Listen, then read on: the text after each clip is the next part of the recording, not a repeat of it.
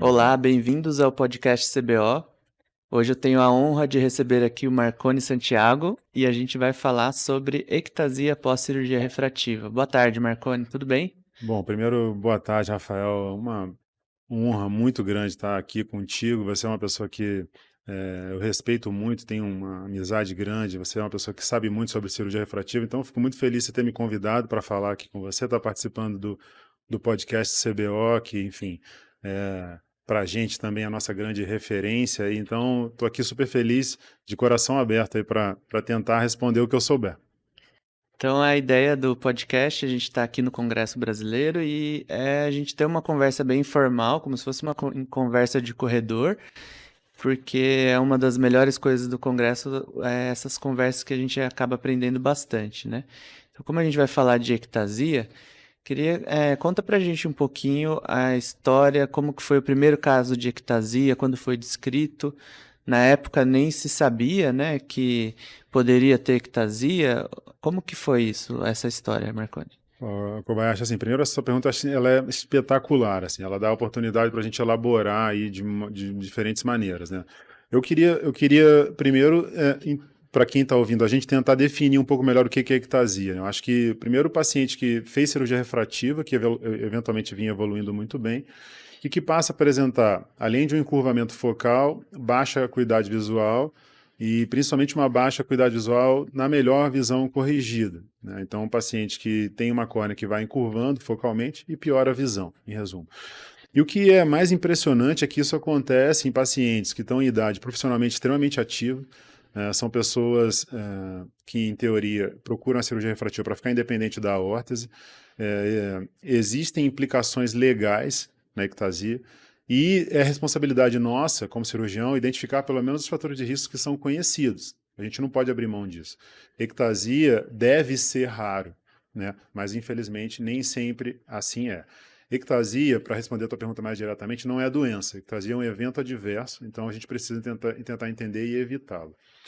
Os primeiros casos de ectasia, a gente viveu um momento, né, da cirurgia refrativa com excimer laser, sem pensar em outras técnicas como RK, coisas desse tipo, de boom da cirurgia refrativa a partir do final da década de 1980 até início da década de 1990, primeiro com o PRK. O PRK apresentava algumas complicações, principalmente associadas à entrada de citocinas vinda de uma membrana basal imperfeita, que interagiam com ceratócitos que se transformavam em fibroblastos, em contato com essa citocina, em miofibroblastos gerava RAISE. Então a gente começou a ter muitos casos de RAISE. Então se tentou encontrar uma solução para isso, né? O que fazer para tentar bloquear essa entrada de citocina? E a solução mais intuitiva era, vamos fazer uma lamela, a gente faz um corte que envolva ali o epitélio mais a parte anterior do estroma, levanta essa lamela, aplica o laser e repõe essa lamela.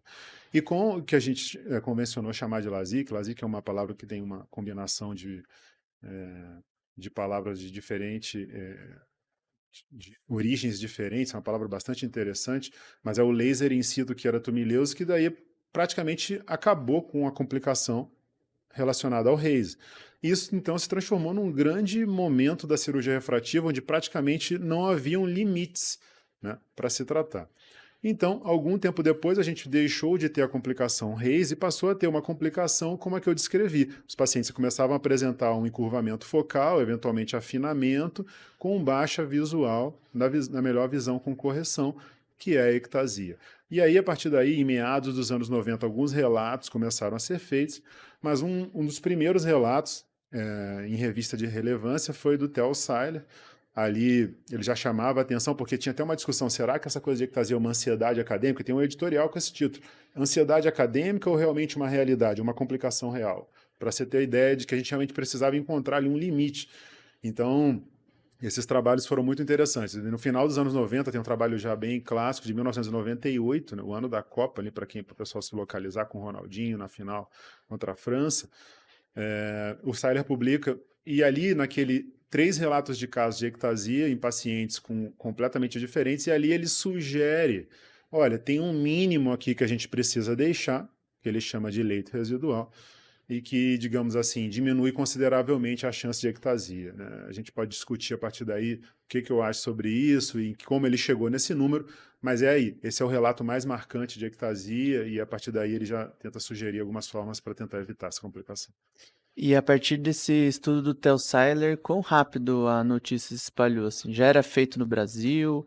Como que foi isso? Então, no Brasil, sim, já desde o início dos anos 90 a gente conseguiu ter acesso à cirurgia refrativa muito rápido. O Brasil é um país, especificamente, muito vanguardista em relação à oftalmologia de modo geral e às cirurgias do segmento anterior em particular. Então, a gente tem grandes expoentes fazendo cirurgia de catarata no início, cirurgia refrativa no início. Então, sim, a gente já fazia desde o início. E o mais importante é que essa informação também sobre a ectasia também chegou rápido, né? Como eu disse, principalmente com publicações relevantes. A publicação JRS era a publicação associada à Sociedade Internacional de Cirurgia Refrativa, que tinha como signatários muitos brasileiros já nessa época, né? Participando do Congresso da Academia Americana. Então a informação chegou rápido.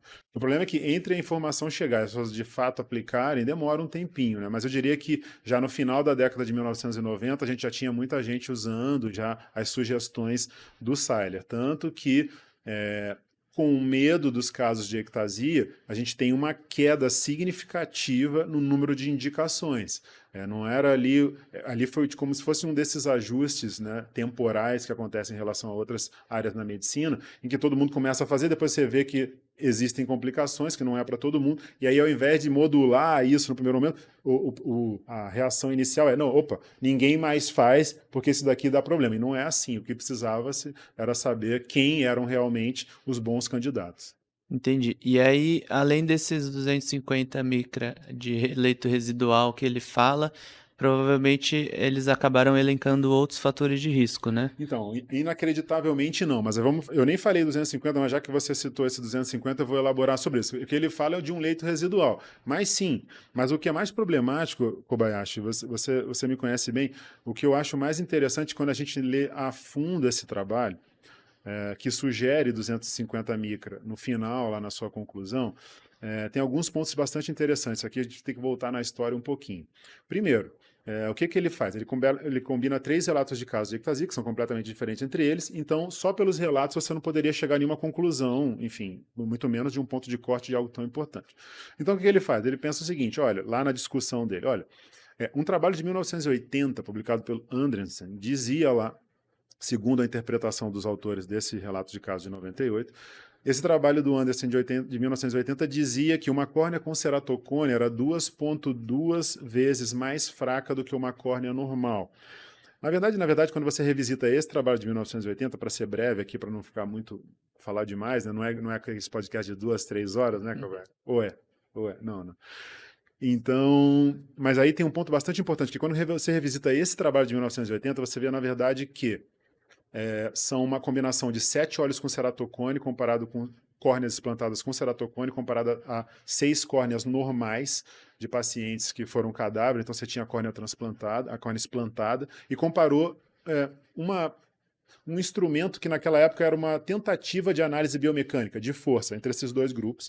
E viu-se ali que uma das variáveis apresentava essa diferença em torno de 2, não é nem exatamente 2,2, se você fosse aproximar não vai dar nem 2,2, mas vai, em torno de 2 vezes mais fraca, digamos assim, essa córnea, usando um mecanismo rudimentar de análise biomecânica / força, né, com ceratocone comparado às córneas normais. Então aí o Seiler pega essa informação, o grupo, né, esse grupo que publicou esse relato de caso, pega essa informação de 1980 e pensa assim, olha, uma córnea normal tem em média, segundo eles naquela época, 520 micra. Então eu vou dividir 520 micra por 2,2 e vou ver no que dá. Na verdade dá 248, né, 247 e pouquinho, você aproxima para 248, não é nem 250. E aí ele fala, bom, então vamos usar esse número aqui como, digamos assim, como se eu não pudesse enfraquecer uma córnea a tal ponto que ela ficasse parecida com um ceratocone. Só que, na verdade, os próprios autores ali colocam, olha, para respeitar o que sobra, eu teria que considerar que a força tensional da córnea é uniforme por toda a sua espessura central. E eles mesmos dizem lá que não é.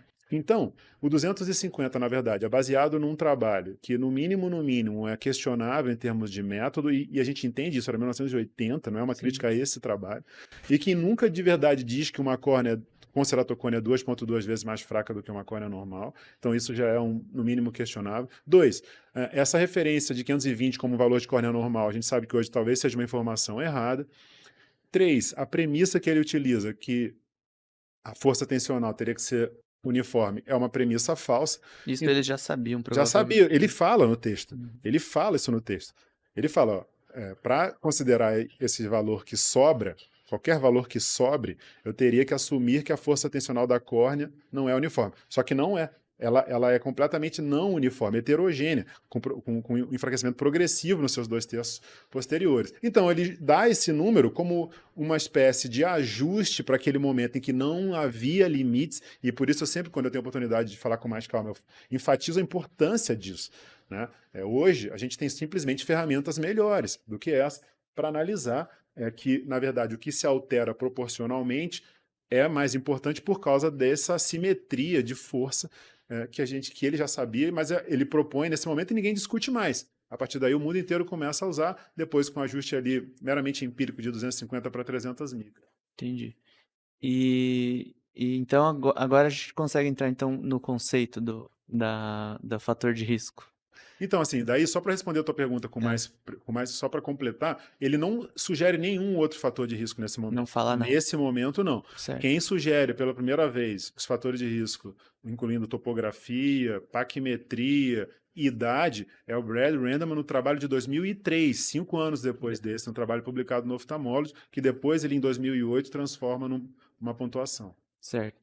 E aí, antes de falar dos critérios do Randleman, eu acho que é interessante para a plateia a gente definir exatamente o que é fator de risco.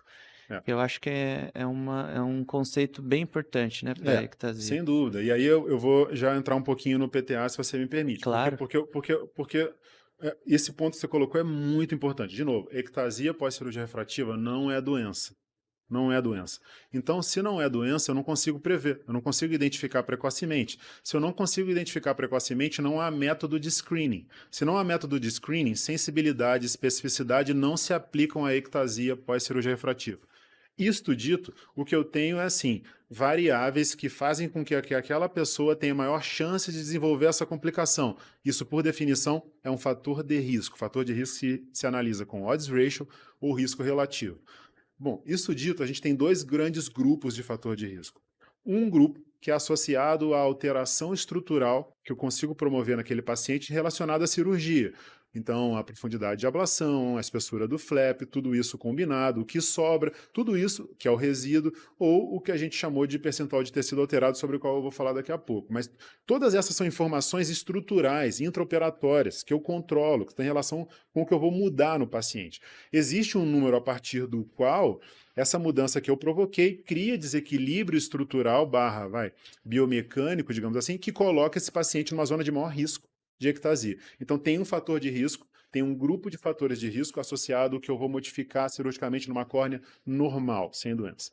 Existe um outro grupo de fatores de risco tão importantes quanto, que são uma doença. E aí eu vou, Kobayashi, acho isso bastante importante, chamar aqui de condição estrutural que desvia da normalidade. Mas eu poderia chamar de ceratocone, porque a gente definiu ceratocone há 30 anos atrás como um número, igual a síndrome nefrótica. Síndrome nefrótica é um número, né? Só que a gente definiu numa época em que pouca gente fazia exame de imagem, mais gente fazia exame de imagem quando tinha algum sintoma. E hoje a gente tem muito mais gente fazendo esses exames porque o número de pacientes candidatos à cirurgia refrativa aumentou geometricamente, numa proporção geométrica avassaladora. Então a gente tem um grande número de informação hoje dos exames de imagem. Portanto, a gente é mais capaz de entender pacientes com debilidade estrutural, com fragilidade estrutural, do que só aqueles que foram convencionalmente chamados de ceratocone. Então, se eu não quero estigmatizar, não vou nem chamar de ceratocone, mas existe um outro grupo de fatores de risco que eu chamo de condição estrutural que desvia da normalidade. Você pode dizer que tem doença, não tem doença, enfim, tem uma córnea estruturalmente mais fraca do que o normal. A existência dessa condição é um fator de risco para a ectasia. Como eu estou considerando aqui uma possível doença, uma condição estrutural que desvia da normalidade, né, que é a definição de patologia, eu posso aqui sim aplicar métodos de screening que identifiquem precocemente esses pacientes com ceratocone, seja através de métodos como exame de imagem, como tomografia, mapa epitelial, enfim, e diferentes outros, mas aí são esses dois grandes grupos de fatores de risco, os que são associados às alterações estruturais em olhos normais, tá? PTA, leito residual, ablação e espessura de flap, e a identificação de uma doença. Então, veja, como eu falei, eu não aplico sensibilidade e especificidade para fator de risco, tá? Então, o que eu faço? Eu aplico sensibilidade e especificidade para encontrar essa doença. Depois que eu encontrei essa doença, eu vou ver que entre as pessoas que têm essa doença, comparado a quem não tem doença, há uma proporção maior desse grupo que desenvolve a ectasia. Então, de fato, é um fator de risco. Isso é um tema interessante discutir, mas, enfim, isso é mais um podcast só para isso. É um assunto bem amplo, né? E explicando assim para um paciente, você encontra, por exemplo, um paciente que tem uma assimetria inferior na topografia. Como que você explica para ele que você não vai operá-lo? Então, antes Na linguagem do se paciente. você me permite, Cobar, então eu vou voltar um pouquinho, então, porque eu preciso explicar a questão do PTA. Claro, claro. Rapidinho. Então, assim, há uma relação integrada entre a espessura do flap, a quantidade de tecido ablado e eventualmente o leito residual. Eu consigo analisar tudo isso de uma maneira só, vendo através do percentual de tecido alterado. O percentual de tecido alterado não é um número absoluto, é um número relativo aplicado para cada paciente. Então, o que a gente mostrou através de uma longa linha de pesquisa foi que, primeiro, esse percentual de tecido alterado era capaz de se modificar em olhos míopes normais, era a variável que mais impactava no delta de variáveis biomecânicas que a gente estava investigando no MATLAB lá em 2009, então a gente colocou uma série de variáveis e correlacionou com os deltas de mudança de força em olhos normais, e viu que o PTA era que tinha maior número de correlações significativas. Primeiro foi isso. Depois a gente foi investigar de fato quais eram as alterações em pacientes com ectasia. Então a gente fez um grupo controle, pacientes com topografia bilateralmente totalmente normal, para entender qual era o peso de uma nova variável. E a gente viu que quando eu comparava pacientes que não desenvolviam ectasia com que desenvolviam ectasia, o PTA alto era de fato um fator de risco, um odds ratio altíssimo, que não incluía o 1 no intervalo de confiança. Então, a partir daí, por definição, a gente tem um fator de risco. E daí a gente seguiu uma série de outros estudos validando esse achado, mostrando que pacientes que tinham topografia alteradas, quanto maior a alteração, menor era o PTA, mostrando que o vilão não era só a espessura do flap, porque quando a gente isolava pacientes com flap espesso, só desenvolvia ectasia o que tinha na combinação um alto PTA. Depois a gente viu que é previsível o PTA que eu analiso no pré-operatório, comparado com o que de fato acontece no pós-operatório. Há uma diferença ali de 0,4 pontos percentuais, então eu posso planejar o PTA. Então, vamos supor, eu planejei, deu 33,5 e vai ser, na verdade, 33, entendeu? Essa mudança não impacta de fato na minha decisão. E por último, só para você depois, se quiser me perguntar mais, tudo bem, mas só para lembrar que o PTA não é um fator de risco definitivo, é um fator de risco modificável. Eu estou falando aqui de um fator de risco para LASIK. Então eu posso tirar o flap da ablação e continuar operando esse paciente, fazendo uma ablação de superfície. Então a gente viu que hoje o nosso ponto de corte por PTA é 40%. Então eu hoje faço LASIK em paciente que tem um PTA menor que 40%, e se maior ou igual a 40% eu faço ablação de superfície.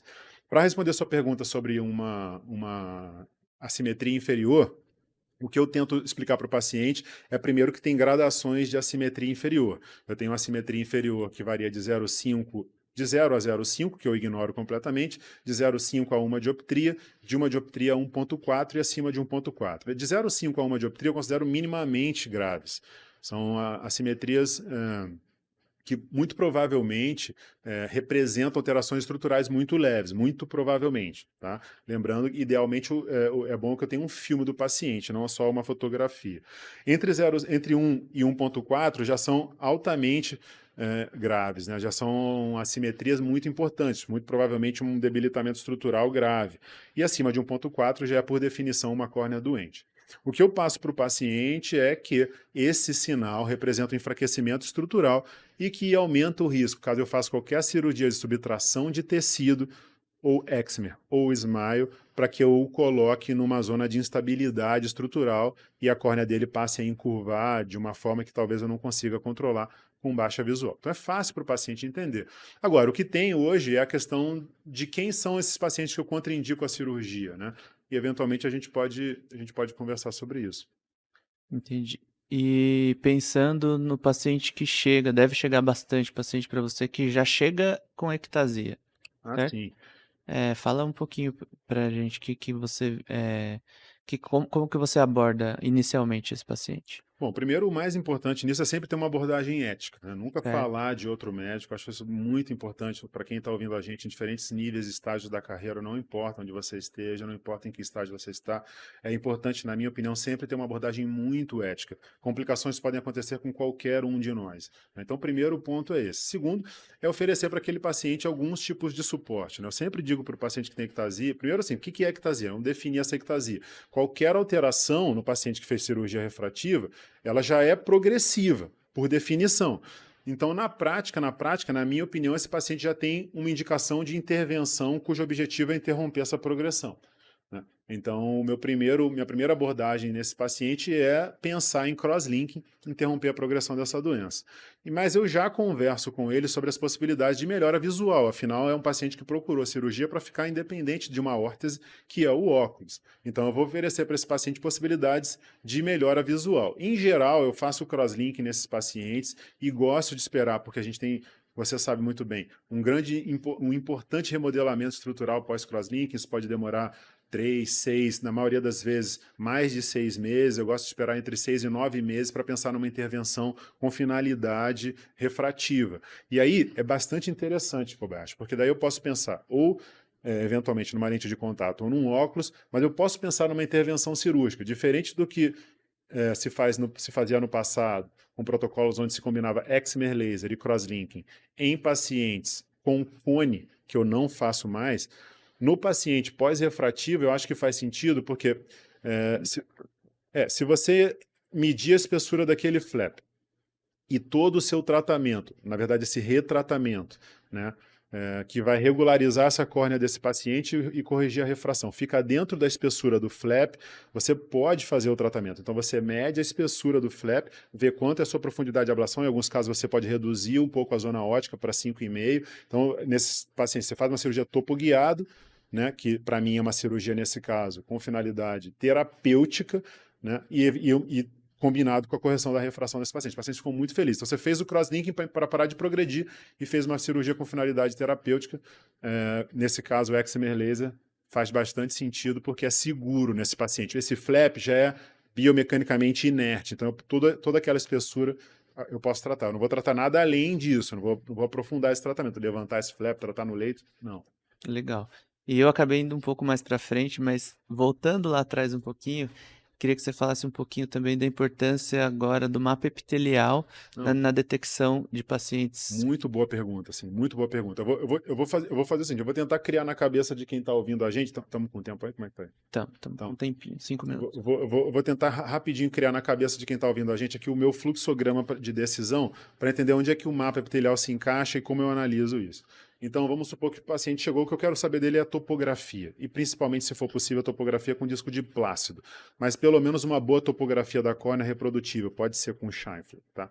Então, eu vou dividir em 3 grupos. Paciente com topografia claramente anormal, nesse paciente eu vou contraindicar a cirurgia de subtração de tecido, excimer laser ou SMILE. Lente fáscica é uma opção, tá? Já no paciente, o outro grupo é o paciente com topografia suspeita e um terceiro grupo aqui com topografia normal.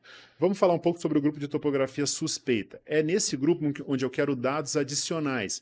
O que são dados adicionais? Dados tomográficos, principalmente a gente está falando aí de mapa paquimétrico, desses índices que você conhece. Todos os aparelhos têm índices importantes, todos eles, eu sempre digo, são sempre importantes, eles só não absolvem uma topografia absolutamente anormal. São dados que devem ser incorporados a uma topografia suspeita. Então, dados tomográficos. Depois, inteligência artificial. Hoje a gente consegue ter índices que são eventualmente não óbvios, que a gente vê que se encaixam e facilitam a nossa interpretação.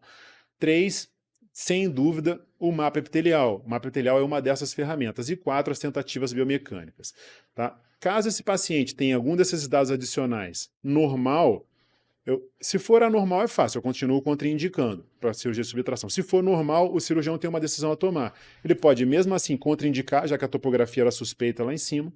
Ele pode avaliar a idade desse paciente. Se for uma córnea jovem, ele contraindica. Se for uma córnea madura, ele indica a cirurgia de superfície, como PRK. E o que é uma córnea madura? Como eu estou pensando em paciente com ceratocone, em geral o diagnóstico do ceratocone é entre 10 e 20 anos de idade, e o turnover das fibras de colágeno demora mais ou menos 8 anos, estou pensando em um paciente que se não desenvolveu nada até 20 anos, teve um turnover entre 20 e 28, estou pensando numa córnea madura com 28, 30 anos, tá?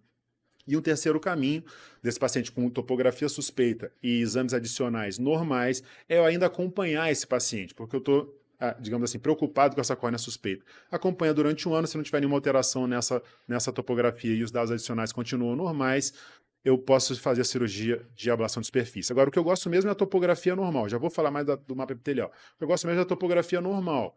Nesse grupo, eu vou avaliar só o PTA. Se o PTA for menor que 40%, lembrando que o PTA, espessura do flap mais quantidade de tecido ablado, dividido pela espessura da córnea, o ponto central ou o ponto mais fino. Se for menor que 40%, eu faço LASIK. Se for maior ou igual a 40%, eu faço PRK.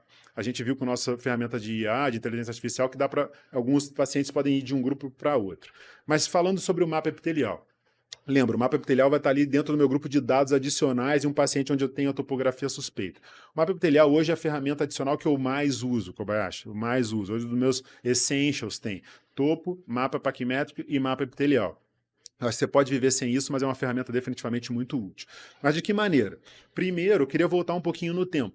Hoje a gente já sabe, seguindo uma sequência de estudos, que a gente encontrou primeiro uma combinação, sabe o GWAS, associações, o GWAS, que é a Associação Ampla de Genoma, identificou grupos de genes que têm relação com o ceratocone, depois grupos de genes que têm relação não só com o ceratocone, mas vendo que a alteração era na córnea, depois viu que não era só na córnea, mas que era estroma e epitélio, depois vem dois estudos que são fundamentais. 56 locos de RNA mensageiro foram detectados e depois foi possível identificar em qual proteína eles se expressavam. E essas proteínas se expressavam ao nível epitelial. Ou seja, parte da alteração que acontece no ceratocone acontece precocemente no epitélio.